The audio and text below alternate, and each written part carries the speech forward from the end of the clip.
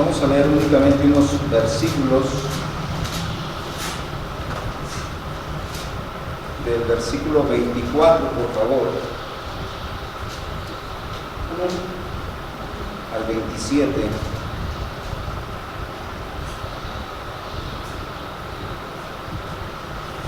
Si lo tenemos, póngase sobre sus pies, por favor.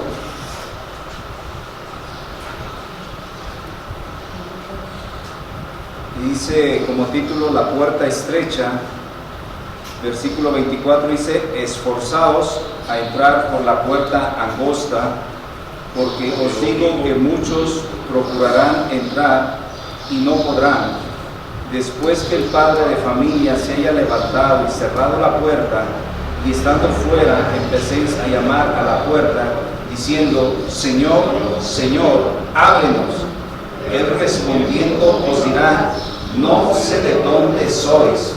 Entonces comenzaréis a decir: delante de ti hemos comido y bebido, y en nuestras plazas enseñaste. Pero os dirá: os digo que no sé de dónde sois. Apartados de mí todos vosotros, hacedores de maldad. Vamos a orar, hermanos, para pedir la dirección de Dios para compartir esta mañana este mensaje. Oremos. Padre, en el nombre de Cristo te doy gracias nuevamente esta mañana porque nos permites estar nuevamente, Señor, en el templo. Gracias, Padre, porque dieron, Señor, cita a este lugar nuestros hermanos en Cristo. Ruego bendición especial para cada uno de ellos, Padre. Pero también ponemos en tus manos este tiempo, Señor, porque queremos compartir tu palabra. Queremos verdaderamente compartir palabra sana, palabra, Señor, que nos ayude a recapacitar, nos ayude a enmendar incluso áreas de nuestra vida, Padre.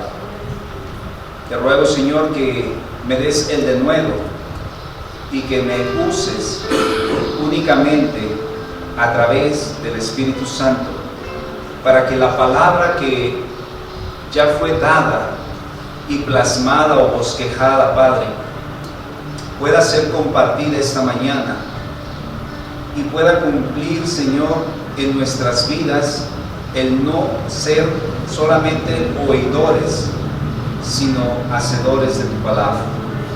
En el nombre de Jesús oro en esta mañana. Amén. Amén. Tomen su lugar, hermanos.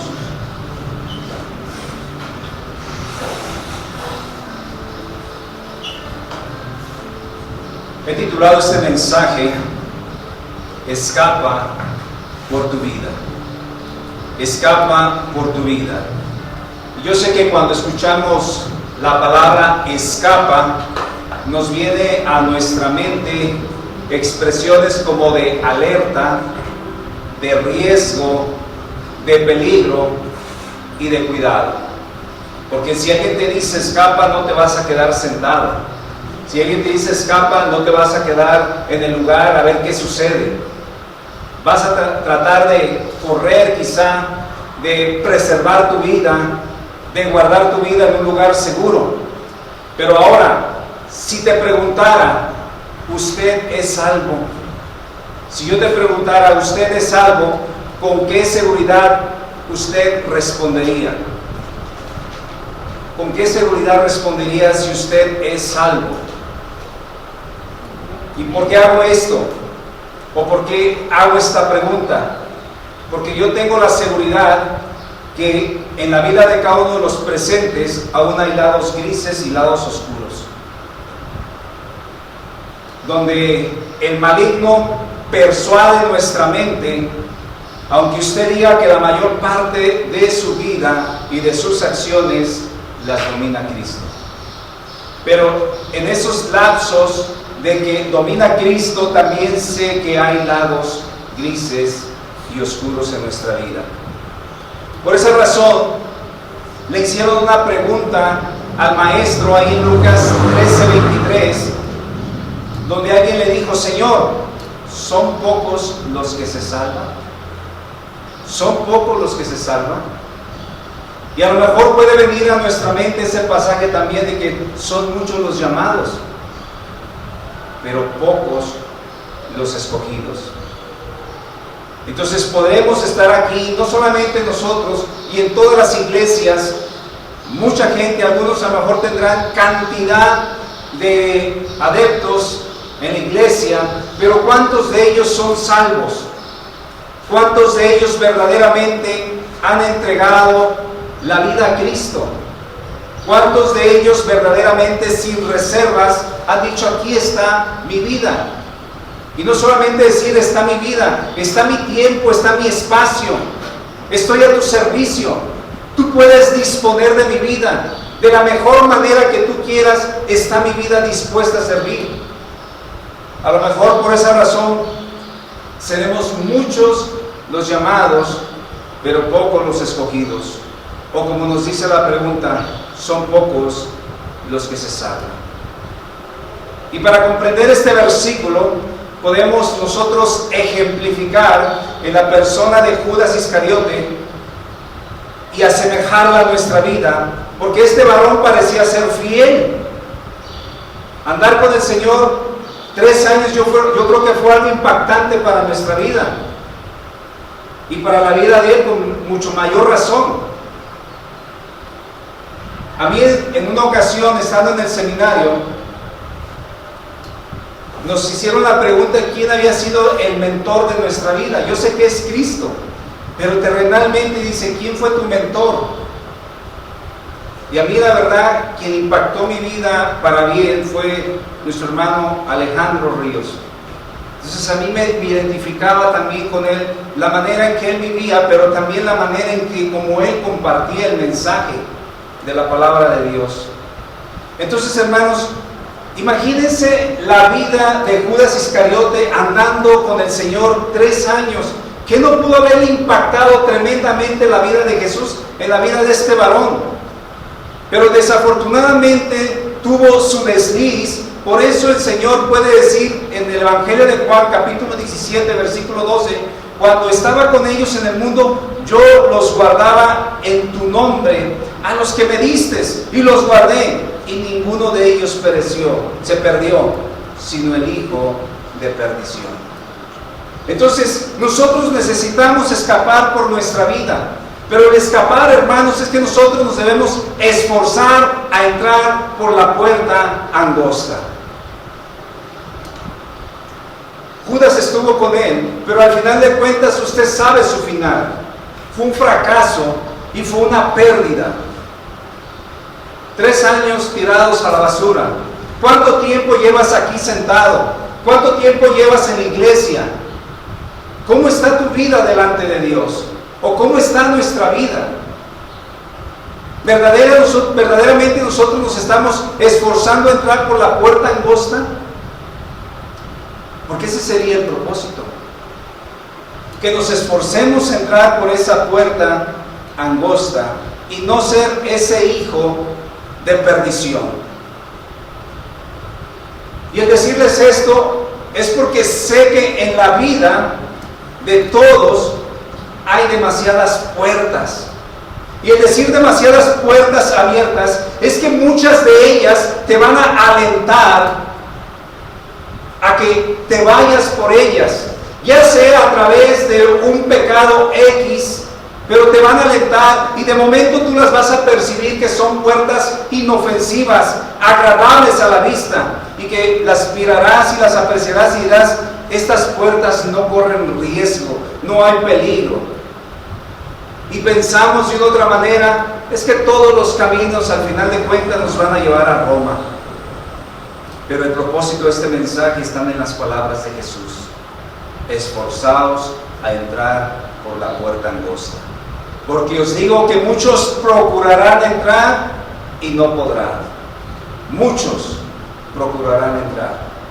Esto me recuerda entonces, hermanos, que los fariseos, conocedores de la ley, ellos no querían entrar, pero tampoco permitían entrar.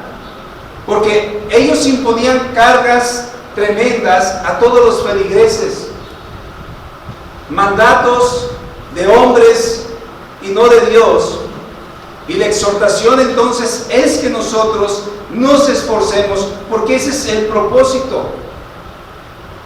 Y el esforzarnos no es un día sí, un día no. El esforzarnos es todos los días. Y el decir todos los días son las 24 horas del día por los 7 días de la semana.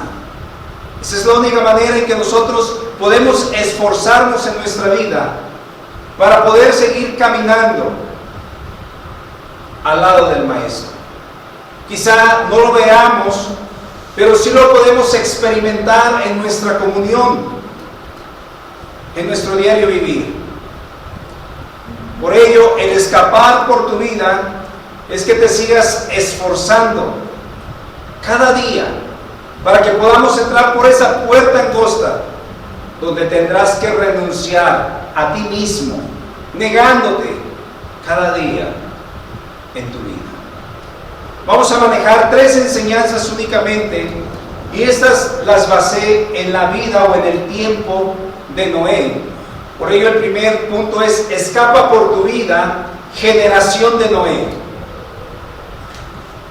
Muchas de las veces nosotros creemos que nuestra propia moralidad es suficiente. Moralmente a veces nosotros nos creemos que estamos bien. ¿Y por qué creemos que estamos bien? Porque creemos que estamos viviendo de una manera correcta. Y porque a veces nos equiparamos nuestra vida con la vida de los demás y podemos decir: yo estoy mejor que él, yo no hago lo que él hace, yo no vivo de la manera que él vive. Entonces nosotros de repente como que equiparamos nuestra vida a los demás, y eso nos hace a nosotros sentir mucho mejor que ellos, a nuestro punto de vista. Esto es moralidad únicamente, hermanos. Pero esto no lo debemos de hacer efectivo en nuestra vida. Por eso el apóstol Pablo escribe la carta a los Corintios, la primera carta a los Corintios, capítulo 10, versículo 12, donde dice: así que el que piensa estar firme, mire que no caiga. Pero escuche cómo lo dice la Biblia en lenguaje sencillo. Es más fácil de entender. Es más fácil que nosotros podamos aplicarlo a nuestra vida. Dice este pasaje: por eso, que nadie se sienta seguro de que no va a pecar. Que nadie se sienta seguro de que no va a pecar, pues puede ser el primero en hacerlo. Puede ser el primero en hacerlo. Entonces, hermanos, no nos sintamos mejor, no nos sintamos suficientes, porque nosotros podemos ser los primeros en que podamos resbalar en lo más mínimo, en lo más sencillo, pero nosotros podemos ser esa presa de Satanás. La vida que estaban viviendo en los tiempos de Noé, no estamos nosotros muy distantes de ellos. Y yo creo que ahora la maldad ha crecido en demasía por tantas cosas, tantos medios de difusión, tantas cosas que están a nuestro alcance. Y uno dice: bueno, es que ¿cómo había tanta maldad en aquellos tiempos? Pues la maldad nunca ha dejado de existir desde que el príncipe de este mundo está radicando aquí. Y nosotros no estamos distantes de esos mismos procederes de la vida. Y vamos a mirar algunas citas para que lo podamos entender, cómo estaban los tiempos de Noé. Y usted reflexione y diga cómo están los tiempos en los cuales nosotros actualmente estamos viviendo. Génesis capítulo 6, versículo 5. Y vio Jehová que la maldad. Hermanos, a mí no me preocuparía que dijeran: a mí mi hermano me vio haciendo esto. A mí lo que me preocupa es lo que dice aquí: y vio Jehová que la maldad. Entonces, ¿quién es el que te está viendo las 24 horas del día? Es Dios. Y vio Jehová, dice, que la maldad de los hombres era mucha en la tierra. Demasiado. Ahora usted piense, ¿qué tantas cosas no podemos ver ahora en nuestros tiempos? Que si la ponemos a la cuestión moral, es lo que yo les decía hace un momento, muchos vamos a decir: bueno, yo no practico eso, creo que yo soy una persona buena. yo no hago eso, yo creo que soy una persona correcta. Eso es moralmente, a nivel de hombre a hombre. Pero aquí nos está diciendo que vio Jehová que la maldad de los hombres era mucha en la tierra, y que todo designio, la palabra designio es intención o propósito. ¿Cuántas veces no has tenido intención de hacer algo? Que podemos nombrar a que es la concupiscencia, ese deseo desordenado. Muchas veces. Entonces, Dios podía ver que había intención y propósito, pero dice, en los pensamientos del corazón de ellos era de continuo solamente el mal. ¿De dónde salen entonces todos los homicidios, los hurtos, las enemistades, las contiendas? Aquí dice de los pensamientos del corazón. Y esto sigue siendo actualmente una realidad, porque del corazón puede seguir emanando toda esa maldad, toda esa pudredumbre y toda esa mala intención con la cual nosotros terminamos perpetuando y haciendo todo acto delictivo y toda cuestión errante delante de Dios. La generación o la degeneración de la humanidad dice que avanzaba rápidamente. Y un ejemplo de ellos nosotros podemos entenderlo a ojos cerrados, lo que fue Sodoma y Gomorra. Y que todavía en estos tiempos se sigue viendo. Y que en estos tiempos ese tipo de personas con esas desviaciones siguen haciendo sus mitis o sus marchas de lo que se estaba viviendo en Sodoma y Gomorra. Sin embargo, escuche cómo aún va a ser aún más benevolente para ellos, Sodoma y Gomorra, el juicio que para nosotros que rehusamos escuchar en estos tiempos la palabra de Dios. La gente no quiere saber de Dios. Incluso ahorita con los celulares y las redes sociales, ¿cuántas veces te has visto que de repente suben algo referente a Dios y no te quedas a verlo, lo pasas? Porque no quieres escuchar la palabra de Dios.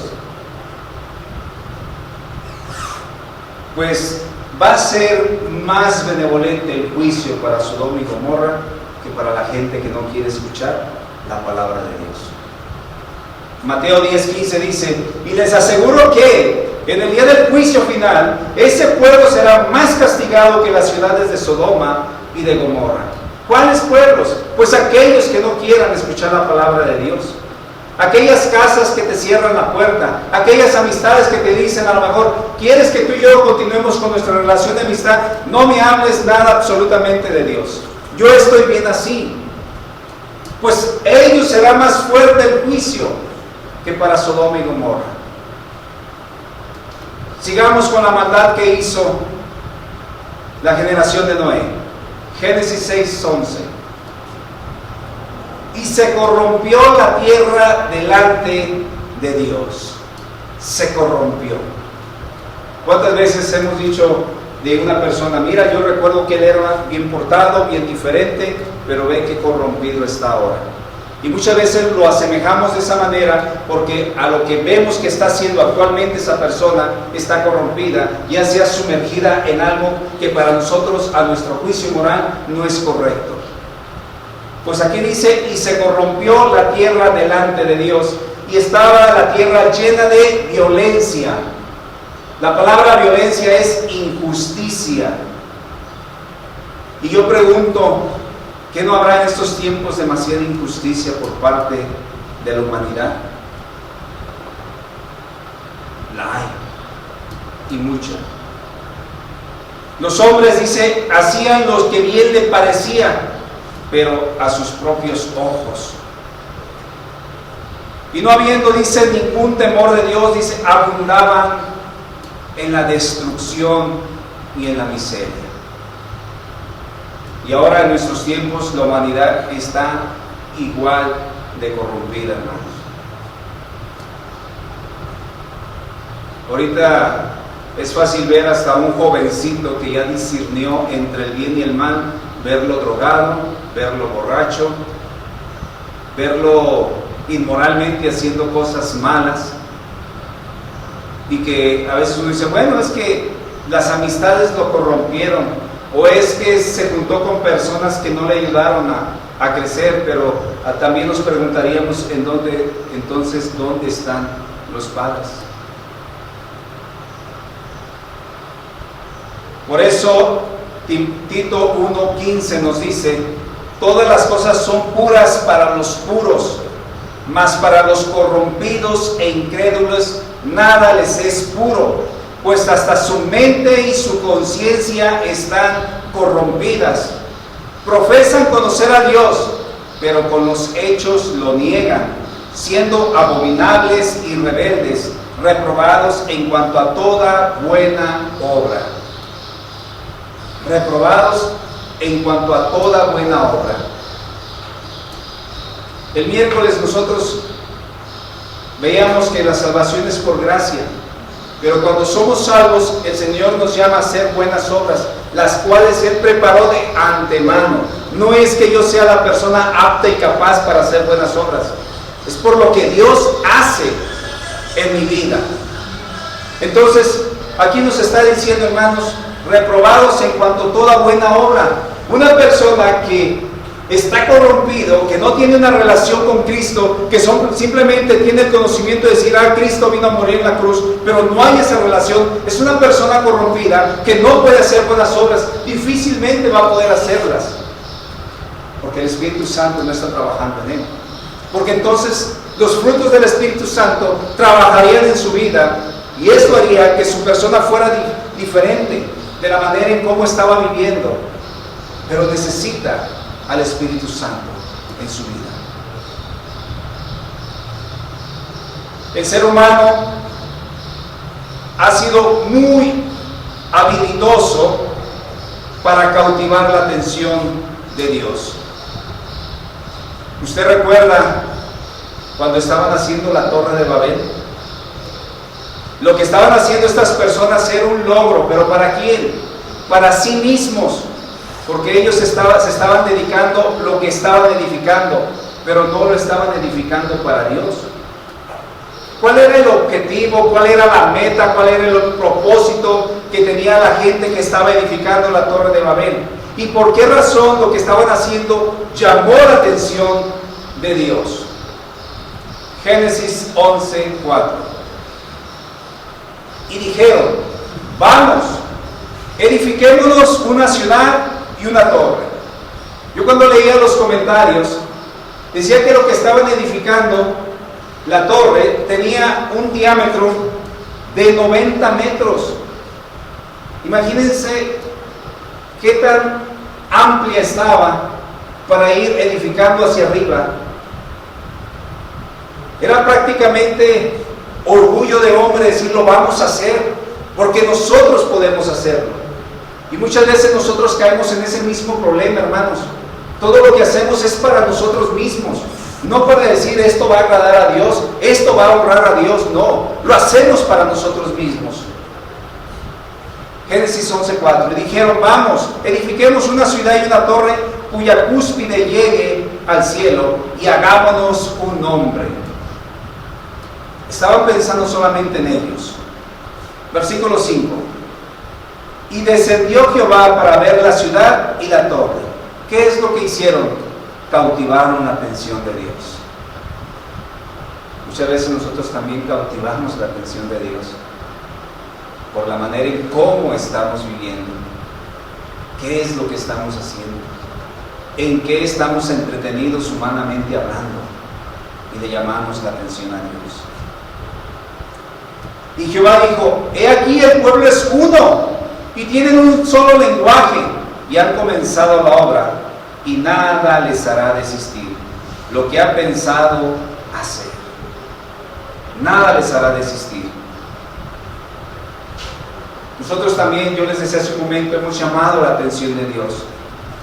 ¿Con qué? Con nuestra maldad, con nuestra corrupción, porque hemos construido muchas cosas para sí mismo, para nuestro ego, hermanos.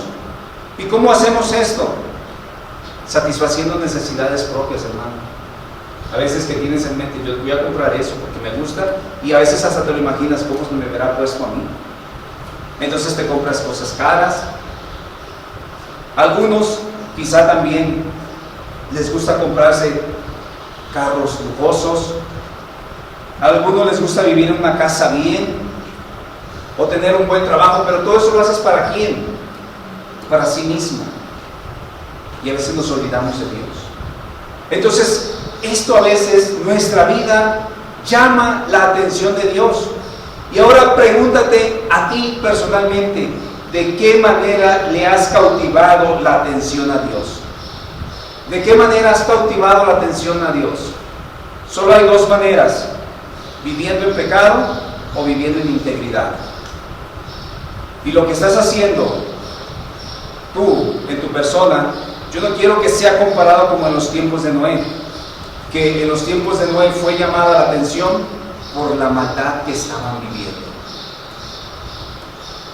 Deseo que le llamemos la atención a Dios, pero por las cosas correctas, por las cosas agradables, por vivir en obediencia, por sujetarnos a su autoridad y también a su voluntad en nuestra vida.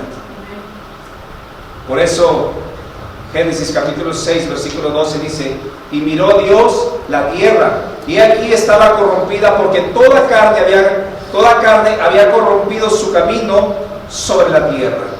Vean cómo le habían llamado la atención, por toda la maldad, toda la corrupción que estaban viviendo en los tiempos de Noé. Eso fue lo que llamó la atención. Ayer, preparando este mensaje, hermanos, se me vino a mi mente este himno titulado Que mi vida entera esté. ¿Sí lo han escuchado? Que mi vida entera esté. Y dice la primera estrofa: que mi vida entera esté consagrada a ti, Señor, que a mis manos puedas guiar el impulso de tu amor. Eso sería olvidar. En vez de estar enfrascados en la maldad y en la corrupción, que nuestra vida esté consagrada al Señor. Por eso necesitamos escapar de esta generación mala y perversa que está dominada por el príncipe de este mundo. Nosotros no vivimos para sí mismos. Necesitamos rehusar a la maldad, a la corrupción, y necesitamos dejar que Cristo viva en nosotros, como lo dijo el apóstol Pablo cuando escribió la carta a los Romanos en el capítulo 14, versículo 8: pues si vivimos, para el Señor vivimos, y si morimos, para el Señor morimos. Así pues, sea que vivamos o que muramos, del Señor somos. Siguiente: escapa por tu vida, generación de condenación. Hace no mucho tiempo tuve la oportunidad de mirar una película, pero fue un caso verídico, donde un hombre lo culpa por el dicho o testimonio de una vecina, que cuando se incendió su casa, dos de sus hijas menores estaban dentro, y el papá dice que salió para pedir ayuda, pero no pudo hacer nada. Entonces su caso lo llevaron simplemente a corte y le dieron la sentencia como inocente, pero de regreso a casa junto con su mujer lo detuvieron porque el principal sospechoso de la muerte de sus hijas era él. Fue llevado a la cárcel y después fue sentenciado y culpado a muerte. Pero ese proceso de condenación duró 14 años. Y en esos 14 años fue un tiempo que él apeló a su inocencia. Pero le pusieron en las celdas de los sentenciados a muerte. Y él podía ver cuando desfilaba un condenado por enfrente de su celda y llevado a la celda de muerte, donde gritaba ese condenado en desesperación. ¿Por qué les comento esto? Así como ese hombre sentenciado a muerte, Dios también tomó una decisión basada en los actos cometidos por la gente llena de maldad y de corrupción. Toda esa gran maldad del hombre llevó a Dios a tomar una acción tajante, drástica, pero necesaria. Y a veces uno puede pensar, ¿cómo Dios, siendo un Dios de amor, puede tomar decisiones tan drásticas, tan severas? Sencillamente, hermanos, porque Dios al que ama disciplina. Entonces, cuando yo sé que estoy mal en mi vida, que estoy caminando fuera de su voluntad, y cuando viene algo a mi vida, es porque el Señor me está haciendo recapacitar. No me va a agradar, pero es la manera de hacerme volver. Hermanos, fue lo mismo para esta generación. Por eso Génesis 6:13 dijo pues Dios a Noé: he decidido el fin de todo ser, porque la tierra está llena de violencia, o sea, de injusticia a causa de ellos. He aquí que yo los destruiré con la tierra. Se oye duro, ¿verdad? Se oye difícil saber que un Dios de amor y misericordia tome de una decisión así. Pues la decisión de Dios es inerrante, hermanos. En otras palabras, es libre de error. Sin embargo, nuestras acciones le causan dolor y tristeza a Dios. No crea que Dios dice, con esto la hago y ya me vengué. No, Él se duele. Le lastimamos también. Por eso Génesis 6:6 dice: y se arrepintió Jehová de haber hecho hombre en la tierra, y se dolió en su corazón. Se dolió en su corazón. ¿Acaso Dios no puede arrepentirse de lo que ha creado? ¿Ustedes creen que Dios se puede arrepentir de lo que ha creado? Fíjense, hermanos, aunque si ustedes recuerdan al principio, en Génesis capítulo 1 en adelante, cada cosa o cada acto creado, Él decía una palabra: y vio Dios que era bueno. Entonces, ¿por qué se dolió en su corazón?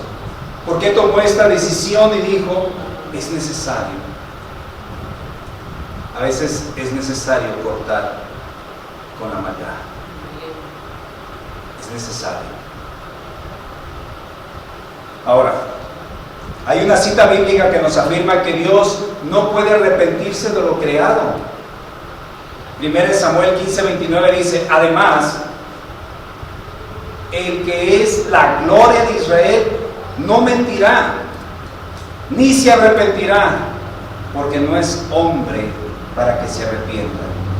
O sea, Dios no puede cambiar de opinión. Es cierto, le dolió, se lastimó, se molestó, se indignó, pero necesitaba cortar con esa generación y con ese tiempo. Y sí, erradicó la humanidad de la tierra, pero salvó una familia.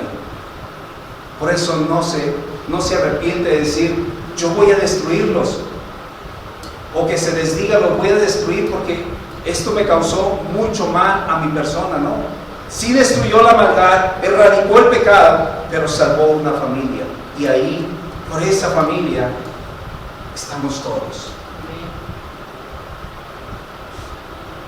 Su decisión no es errante, sino justa, es equitativa, pero también lo hizo en su ira santa, ya que el hombre por su maldad recibe su recompensa de su extravío. Génesis 6:7 dice: y dijo Jehová, raeré de sobre la faz de la tierra a los hombres que he creado, desde el hombre hasta la bestia, hasta el reptil y las aves del cielo, pues me arrepiento de haberlos hecho. ¿Qué expresó con esto Dios? La tristeza en medio de su juicio. Y la gente había elegido el pecado y la muerte en lugar de tener una relación con Él. La gente de este tiempo prefiere morir por una eternidad antes que hacer las paces con Dios. Puede más el pecado y la maldad que el vivir en comunión con Dios. Así estamos. Puede más el pecado. La determinación de Dios ya estaba dada. No había vuelta atrás, como ocurrió con Nínive. ¿Qué ocurrió con Nínive? Esa gente, desde el rey hasta los animales, movieron el corazón de Dios. Ahora solo estaba en espera del tiempo, pero si tuvieron la misma oportunidad que Nínive. ¿Por qué digo esto? Porque Dios es paciente, como lo dice su palabra.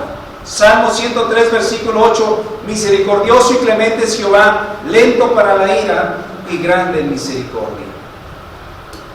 Dios es un Dios de oportunidades, hermanos. Nínive se le dio un tiempo determinado, a la generación de Noé también se le dio un tiempo determinado. Y ese tiempo, aunque parece demasiado amplio, siempre llega a su término. Génesis 6:3. Y dijo Jehová: no contenderá mi espíritu con el hombre para siempre, porque ciertamente él es carne, mas serán sus días 120 años. Este tiempo de 120 años es en que la gente debería de dejar sus caminos pecaminosos. Ahora, en nuestros días, el tiempo sigue vigente y tenemos un tiempo de esperanza, aunque para algunos su tiempo termina cuando mueren físicamente y ya no hay esperanza, pero para los que quedan aún vivos físicamente, pero muertos espiritualmente, como lo dice en su palabra en Lucas capítulo 9, versículo 60, Jesús le dijo: deja que los muertos entierren a sus muertos. ¿Cuánta gente anda allá afuera? Físicamente con aliento de vida, pero espiritualmente muertos. Y cuando alguno de ellos fallece, por eso dice: deja que los muertos entierren a sus muertos. La esperanza, mis hermanos, aún estaba ahí. Para el pueblo o la generación de Noé simplemente fueron 120 años. Ahora, el tiempo de la condenación está transcurriendo para nosotros rápidamente y también se está agotando, porque llevamos 2023 años de oportunidad para arrepentirnos o mientras venga Cristo por segunda vez. La generación de Noé solo fueron 120 años en los cuales Noé anunció a su generación que se arrepintieran, o en lo que él también terminaba el arca. Pero para nosotros es el tiempo que nos queda, es mientras regrese Cristo por segunda vez. Y esto también está comparado con los tiempos de Noé, como una anunciación profética, como lo dice Mateo 24:37, mas como en los días de Noé, así será la venida del Hijo del Hombre. ¿Cuánto tiempo está Dios prolongando aún su misericordia? Para Noé fueron 120 años. Nosotros llevamos demasiado tiempo, hermanos.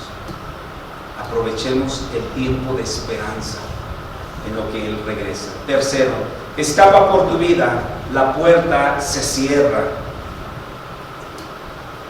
Te voy a hacer esta pregunta. ¿Has estado en más de alguna ocasión frente a un elevador donde, al igual que tú, hay mucha gente queriendo entrar al elevador? ¿Cómo te sientes cuando quieres entrar? ¿Estás ansioso? ¿Quieres entrar antes de que se cierre la puerta? La manera en que Dios iba a destruir, hermanos, a la humanidad no era nada común.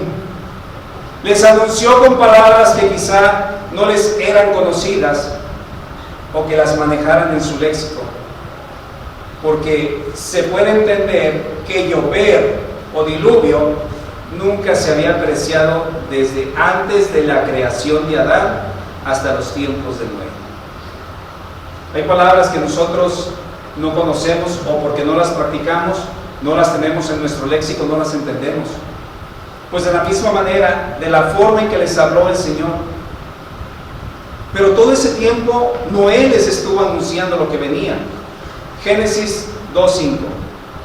Y toda planta del campo antes que fuese en la tierra, y toda hierba del campo antes que naciese, porque Jehová Dios aún no había hecho llover sobre la tierra, ni había hombre para que labrase la tierra, sino que subía de la tierra un vapor, el cual regaba toda la faz de la tierra. ¿Habían visto llover? Ni idea. ¿Habían visto o sabían lo que era un diluvio? Yo creo que mucho menos, hermanos, mucho menos. Pero ¿saben qué? Noé obedeció para hacer como Dios le había dicho.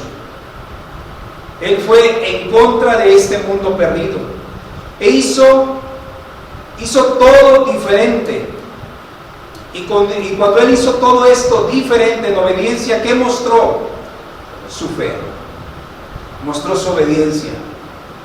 Hebreos 11:7 dice: por la fe Noé, cuando fue advertido por Dios acerca de cosas que aún no se veían, dice, con temor preparó el arca en que se salvase, y por esa fe, dice, condenó y fue hecho heredero de justicia que viene por la fe. Ahora, ¿quién es el que representa esa arca en nuestros tiempos? Cristo Jesús. Solamente con Noé se salvaron 8. Cristo, mis hermanos, tuvo que caer la semilla en tierra para que diera fruto. La salvación está abierta para todos. Cristo es esa arca, simbolizando el arca de Noé. Bien, dice que Noé acató cada indicación dada por Dios y fue demasiado tiempo de gracia para la humanidad. Sin embargo, la dureza del corazón nos ciega, no nos deja ver la luz que es Cristo, y la pregunta es: ¿quién cerró la puerta del arca? Para que podamos entender esto, mis hermanos, Génesis 7:16 dice: y los que vinieron, macho y hembra de toda carne, vinieron como le había mandado Dios, y Jehová cerró la puerta. No la cerró Noé, no la cerraron sus hijos. Literalmente nos dice: Jehová cerró la puerta. Eso nos da a entender que le cubrió alrededor del arca. Este acto de encerrarle da a entender que este hombre estaba siendo usado por Dios, y el ser usado estaba siendo tremendamente. Ahora, para los de afuera, la gracia había terminado. Mientras no regrese Cristo, la gracia sigue, hermanos. No solamente para nosotros, para que nos esforcemos, para todos aquellos que andan en el mundo deambulando. Entonces nos exhorta a que nos preocupemos de escapar de este mundo, que en ningún momento nos envolvamos en asuntos terrenales, porque la puerta se cerrará, el tiempo terminará, y como nos lo dice en el Evangelio de Mateo 16:26, porque ¿qué aprovechará el hombre si ganare todo el mundo y perdiere su alma? ¿O qué recompensa dará el hombre por su alma? ¿Cuánta gente vive tan afanada en los trabajos, hermanos, que ni tiempo para la iglesia tienen de venir? ¿Qué darán ellos por su alma? Absolutamente nada. La puerta se está cerrando, hermanos. Esforcémonos para que podamos entrar por ella. Dejemos al mundo y sus afanes, escapemos del mundo y estemos preparados para entrar. Esforcémonos a vivir vidas agradables delante de Dios, como lo dice Mateo 25:10. Pero mientras ellas iban a comprar, vino el esposo, y las que estaban preparadas, dice, entraron con él a las bodas y se cerró la puerta. ¿Quién no quisiera estar en las bodas del Cordero? Para entrar hay que estar preparados. Escapa por tu vida, y no me refiero a la vida terrenal, sino a tu vida espiritual, a esa vida celestial. Mientras no regrese Cristo, todos tenemos esa oportunidad. No sea que llegue sin que nos demos cuenta, por andar en otros asuntos y quehaceres, y que la puerta se cierre y que aunque le llamemos nos dará una respuesta que a lo mejor no queremos escuchar. Lucas 13:25 dice: después que el padre de familia se haya levantado y cerrado la puerta, y estando fuera empieces a llamar a la puerta diciendo: Señor, Señor, ábrenos, él respondiendo os dirá: no sé de dónde sois. ¿Cuántos no estuvieron a lo mejor conforme vieron que estaba lloviendo y que se rompía, digamos, las fuentes de las aguas? ¿Cuántos no llegaron a la puerta del arca queriendo entrar? Todos. Hermanos, estemos preparados. Concluyo el mensaje. Mateo 7:13 y 14 dice: entrad por la puerta estrecha, porque ancha es la puerta y espacioso el camino que lleva a la perdición, y muchos son los que entran por ella. Porque estrecha es la puerta y angosto el camino que lleva a la vida, y pocos son los que lo hallan. Hermanos, muchas de las veces hacemos confianza de nuestra vida cristiana. Creemos que porque repetimos una oración ya somos salvos. Pero Dios es el único que conoce tu corazón y sabe si fue una oración genuina y de aceptación verdadera, creída en el corazón y confesada con la boca. Y esta es la invitación para todos nosotros, como dice las palabras del apóstol Pablo, para que nosotros sigamos esforzando en este mundo, caminando. 1 Corintios 9:24: ¿no sabéis que los que corren en el estadio, todos a la verdad corren? Aquí en esta vida todos estamos caminando en la vida, hermanos. Todos estamos en la pista. Pero uno solo se lleva el premio. Corred de tal manera que lo obtengáis. Todo aquel que lucha, de todo se abstiene. Ellos, a la verdad, para recibir una corona corruptible, pero nosotros una incorruptible.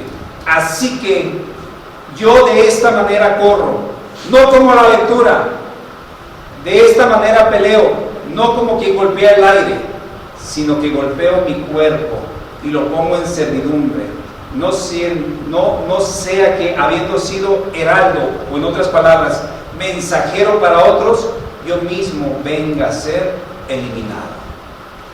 Les animo, mis hermanos, que escapemos por nuestra vida. Pero mientras sigamos aquí, mis hermanos, no corra por correr, no golpee al aire, camine seguro. Yo creo que pasos cortos, pero con la dirección de Dios, hermanos. Oremos. Padre, te doy gracias en esta mañana por tu palabra. Gracias, Señor, porque sabemos que aunque somos hijos tuyos, necesitamos vivir vidas íntegras delante de ti. No debemos conformarnos y decir: yo ya soy salvo, aunque pase de panzazo o llegue de panzazo. No, Padre, que nos esforcemos a vivir vidas agradables delante de ti, que nos esforcemos, Señor, humanamente a vivir en santidad, Padre, renunciando, Señor, a nuestra carne, renunciando a las cosas que no son de bendición para nuestra vida y negándonos a nosotros mismos, Padre. Te ruego, Señor, que pues nosotros podamos escapar, Señor, y que podamos entrar por esa puerta tan angosta, Señor. Sé que muchos querrán entrar, pero no podrán. Yo te ruego, Señor, que a nosotros nos ayudes. El tiempo aún sigue vigente mientras tu Hijo Cristo Jesús regrese, Padre.